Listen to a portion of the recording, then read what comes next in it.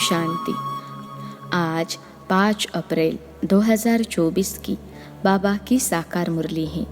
मुरली के महावाक्य हैं, मीठे बच्चे, बाप को प्यार से याद करो तो तुम निहाल हो जाएंगे। नज़र से निहाल होना माना विश्व का मालिक बनना। प्रश्न है, नज़र से निहाल किंदा स्वामी सद्गुरु, इसका वास्तविक अर्थ क्या है? उत्तर है, आत्मा को बाप द्वारा जब तीसरी आँख मिलती है और उस आँख से बाप को पहचान लेती है तो निहाल हो जाती हैं, अर्थात सद्गति मिल जाती हैं। बाबा कहते, बच्चे देही अभिमानी बन तुम मेरे से नज़र लगाओ, अर्थात मुझे याद करो और संग तोड़ एक मेरे संग जोड़ो तो बेहाल अर्थात कंगाल सी निहाल अर्थात साहूकार बन जाएंगे। ओम शांति। मीठे मीठे रूहानी बच्चे किसके पास आते हैं? रूहानी बाप के पास।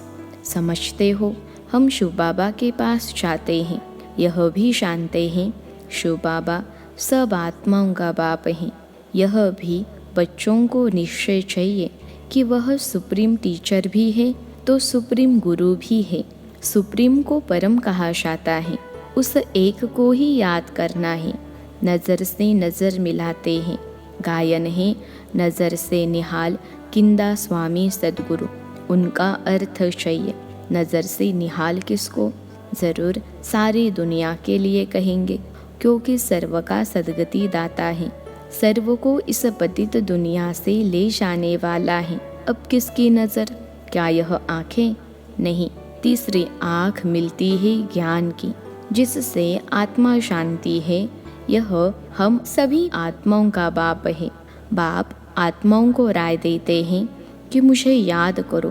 बाप आत्माओं को समझाते हैं, आत्माएं ही पतित तमोप्रधान बनी हैं। अब यह तुम्हारा 84वां जन्म है।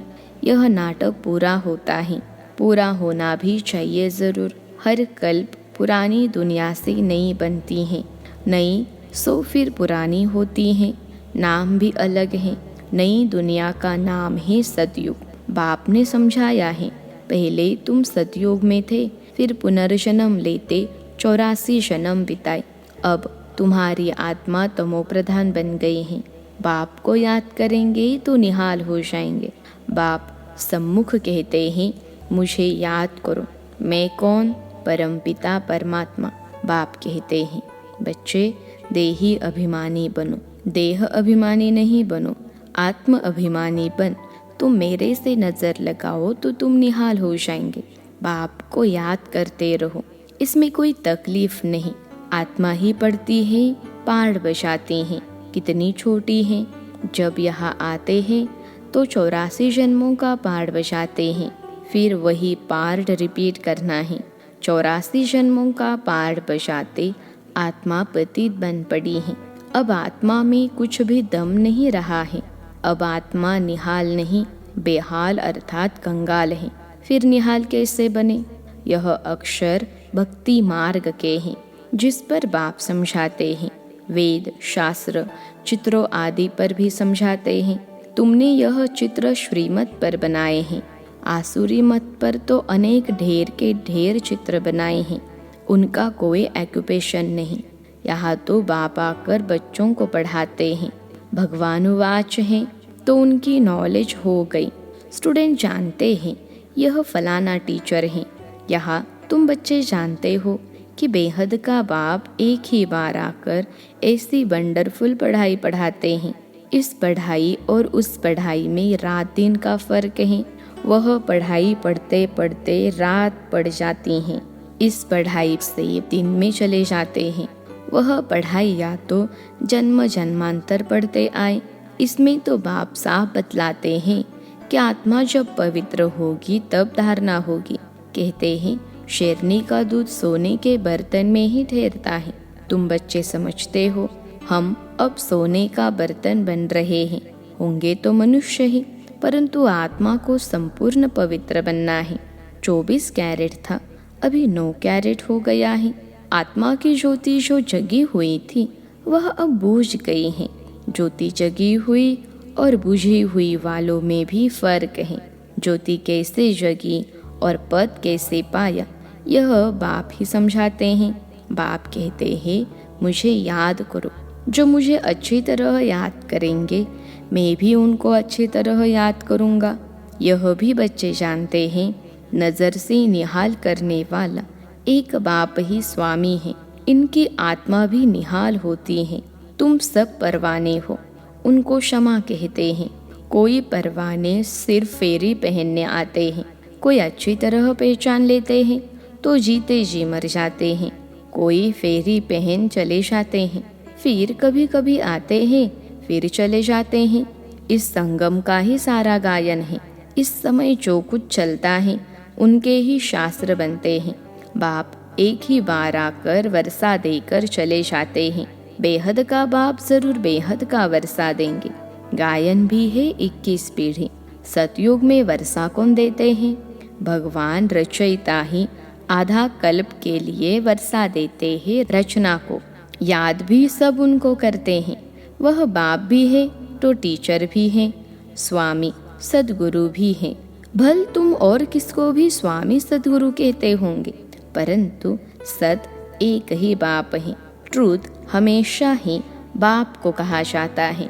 वह ट्रूथ क्या आकर करते हैं? वही पुरानी दुनिया को सचखंड बना देते हैं।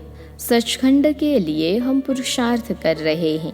जब सचखंड था तो और सब खंड नहीं थे। यह सब पीछे आते हैं। सचखंड का किसको भी पता ही नहीं। बाकी जो अब खंड है, उनको तो सबको मालूम है। अपने अपने धर्म स्थापक को जानते हैं। बाकी सूर्यवंशी, चंद्रवंशी और इस संगम युगी ब्राह्मण कुल को कोई जानते नहीं है। प्रजापिता ब्रह्मा को मानते हैं, कहते हैं हम ब्राह्मण ब्रह्मा की औलाद हैं, परंतु वह है कुख वंशावली, तुम हो मुख वंशावली। वह है अपवित्र, तुम मुख वंशावली हो पवित्र। तुम मुख वंशावली बन फिर छी दुनिया रावण राज्य से चले जाते हो। वह रावण राज्य होता नहीं। अब तुम चले हो नई दुनिया में। उनको कहते हैं वाइसलेस वर्ल्ड। वर्ल्ड ही नई और पुरानी होती है। कैसे होती है यह भी तुम जान गए हो। दूसरा तो कोई के बुद्धि में नहीं है। लाखों वर्ष की बात को कोई जान भी न सके। यह तो थोड़े समय की बात है। यह बाप बैठ बच्चों को समझाते हैं। बाप कहते हैं मैं आता ही तब हूँ जब खास भारत में धर्मग्लानि होती है। दूसरी जगह तो किसको पता ही नहीं कि निराकार परमात्मा क्या चीज़ है। बड़ा बड़ा लिंग बनाकर रख दिया है। बच्चों को समझाया है आत्मा का साइज कभी छोटा बड़ा नहीं होता है। जैसे आत्मा अविनाशी है, वैसे बाप भी अविनाशी हैं। वह है सुप्रीम आत्मा। सुप्रीम माना वह सदैव पवित्र और निर्विकारी है। तुम आत्माएं भी निर्विकारी थी, दुनिया भी निर्विकारी थी। उनको कहा ही जाता है संपूर्ण निर्विकारी। नई दुनिया फिर जरूर पुरानी होती है। कला कम होती जाती है। 2 कला कम चंद्रवंशी राज्य था, फिर पुरानी दुनिया बनती जाती है। पीछे और खंड आते जाते हैं। उनको कहा जाता है बाई प्लॉट, परंतु मिक्सअप हो जाते हैं। ड्रामा प्लान अनुसार जो कुछ होता है वह फिर रिपीट होगा।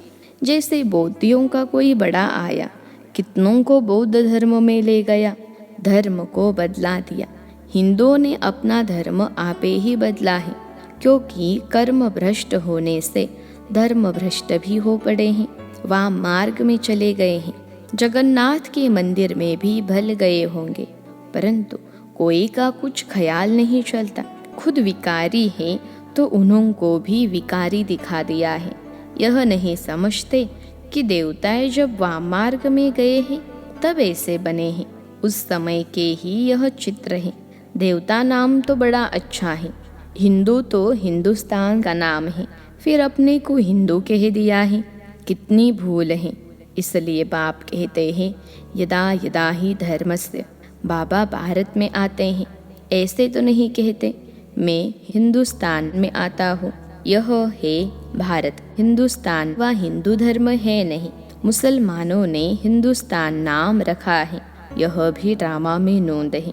अच्छी रीति समझना चाहिए, यह भी नॉलेज है। पुनर्जन्म लेते लेते वा मार्ग में आते आते भ्रष्टाचारी बन पड़ते हैं।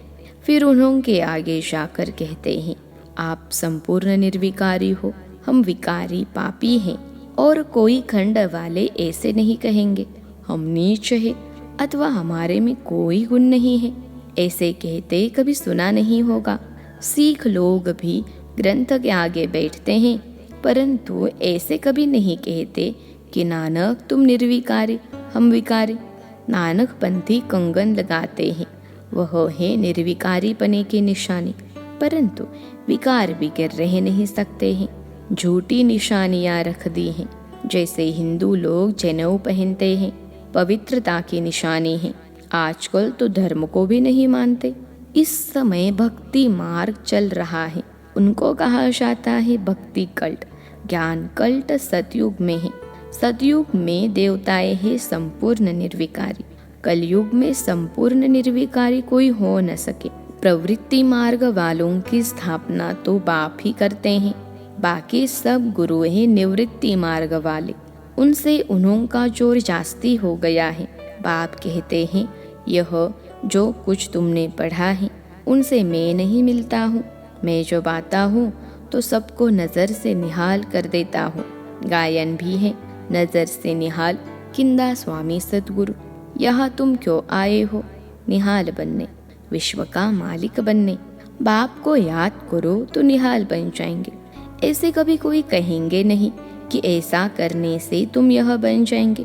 बाप ही कहते हैं तुमको यह बनना है। यह लक्ष्मी नारायण कैसे बने कोई को मालूम नहीं है। तुम बच्चों को बाप सब कुछ बताते हैं। यही 84 जन्म ले पतित बने, फिर तुमको यह बनाने आया हो। बाप अपना परिचय भी देते हैं तो नज़र से निहाल भी करते हैं। यह किसके लिए कहते हैं? एक सदगुरु के लिए। वह गुरु लोग तो ढेर हैं और माताएं अबलाए है भोली। तुम सब भी भोलानाथ के बच्चे हो। शंकर के लिए कहा है, आँख खोली विनाश हो गया। यह भी पाप हो जाए। बाप कभी ऐसे काम के लिए डायरेक्शन नहीं देते हैं। विनाश तो कोई और चीज़ों से होगा ना। बाप ऐसे डायरेक्शन नहीं देते। यह तो सब साइंस निकालते रहते हैं। समझते हैं हम अपने कुल का आपे ही विनाश करते हैं। वह भी बांधे हुए हैं, छोड़ नहीं सकते। नाम कितना होता है, मून में जाते हैं, परंतु फायदा कुछ भी नहीं। मीठे मीठे बच्चे, तुम भी बाप से नज़र लगाओ। अथवा हे आत्मा, अपने बाप को याद करो तो निहाल हो जाएंगे।